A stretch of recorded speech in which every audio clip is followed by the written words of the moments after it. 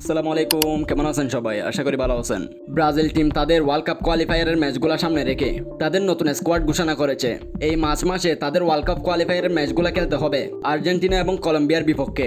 South আমেরিকার এই world cup কোয়ালিফায়ারের দলগুলোর মধ্যে ওয়ার্ল্ড কাপ কোয়ালিফায়ারের পয়েন্ট টেবিলটা দেখলে বুঝবেন, যেখানে 1 নম্বর অবস্থান করছে আর্জেন্টিনা, কলম্বিয়া রয়েছে 4 নম্বরে, অন্যদিকে 5 নম্বর অবস্থানে রয়েছে ব্রাজিল।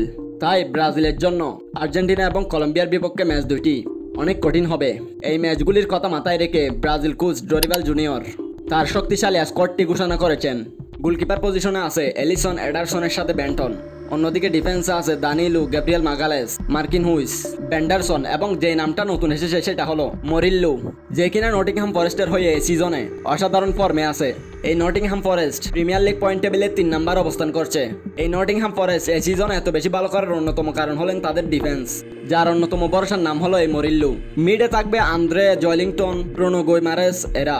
অন্যদিকে অ্যাটাকিং মিডে ব্যাক করেছেন নেইমার জুনিয়র। প্রায় 2 বছর পর ব্রাজিল টিমের হয়ে খেলবে সে। নানা ইনজুরির কারণে এতদিন দলের বাইরে ছিলেন সে। নেইমারকে ছাড়া ব্রাজিল টিমের অবস্থা কি হতে পারে তা আমরা ব্রাজিলের লাস্ট ম্যাচগুলো দেখেই বুঝলাম। এখন আশা করি নেইমারের ফিরাতে ব্রাজিল টিমের পারফরমেন্সও উন্নত হবে। অন্যদিকে একই পজিশনে উলফস থেকে কুনহাকেও ডাকা হয়েছে, যেও কিনা এই সিজনে উলফসের হয়ে অসাধারণ পারফরমেন্স করছে। অন্যদিকে অ্যাটাকিং এ ভিনি, রদ্রিগো, রাফিনিয়া, সাবিনিও, জাও পেদ্রো এরা আছে।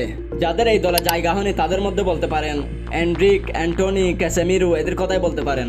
আপনাদের কি মনে হয় ব্রাজিল এই স্কোয়াডটা নিয়ে আর্জেন্টিনা বা কলম্বিয়ার সাথে ম্যাচ দুটি জিততে পারবে কিনা কমেন্ট সেকশনে জানাতে পারেন। ধন্যবাদ। আসসালামু আলাইকুম।